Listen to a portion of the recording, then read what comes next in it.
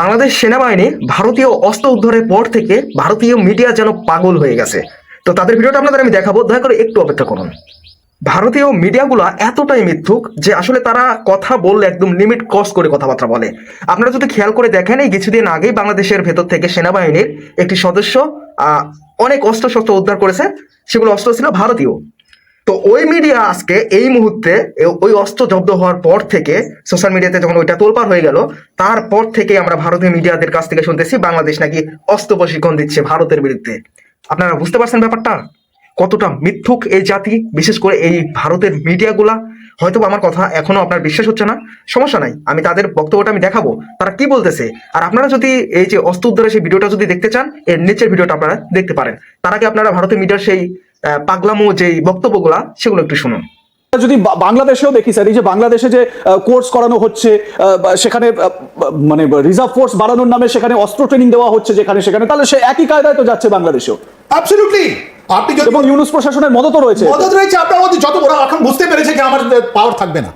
State আপনাকে বলছি, যদি ইলেকশন হলে আপনার এই যাদের এডুকেটেড ছিল, যাদের নিয়ে ইউনিভার্সিটি এসেছিলেন, ওরা আসবেন না।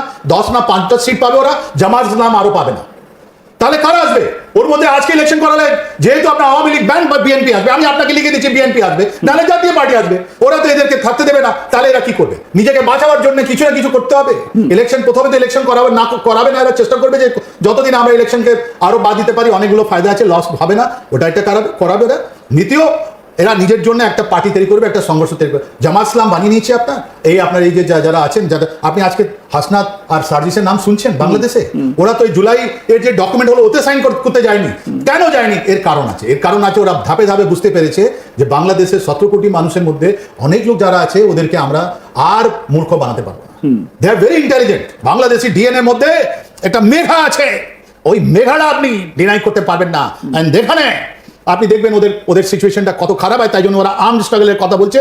ওরা ওদের ভূঁইয়া, উনি বলছেন যে আমার 8 জায়গায় 8000 থেকে বেশি লোক আমাদের ট্রেনিং করার জন্য প্রস্তুত আছে। মাহমুদ সজীব ভূঁইয়া ওরা কারা? তারপর উনি টুইটার ডিলিট করছেন কি না আমি এটা বলিনি। ওর আগে আপনার আমেরিকার মাটিতে জামাত ইসলামের একজন লোক বলছেন আমি 50 লাখ লোক নিজের জায়গাটা দিলেন। কেন?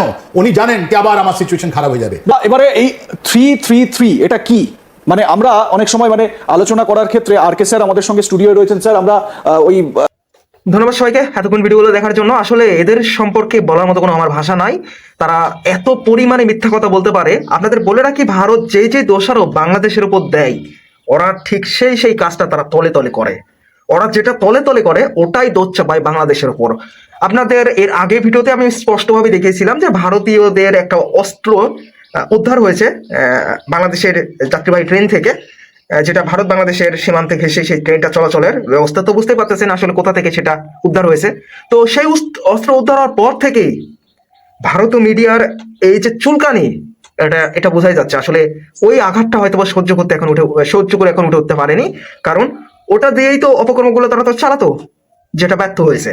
তো আপনাদের মতামতটা কমেন্ট বক্সে জানিয়ে যাবেন। আসলে এই সকল মানে কি বলবো, যে কোনো কথা বলতে গেলেও কমিউনিটি গাইডলাইনের বাইরে চলে যায়। তো আপনারা মতামতটা বুঝে নেবেন, আর আপনাদের মতামতটা কমেন্ট বক্সে জানিয়ে যাবেন।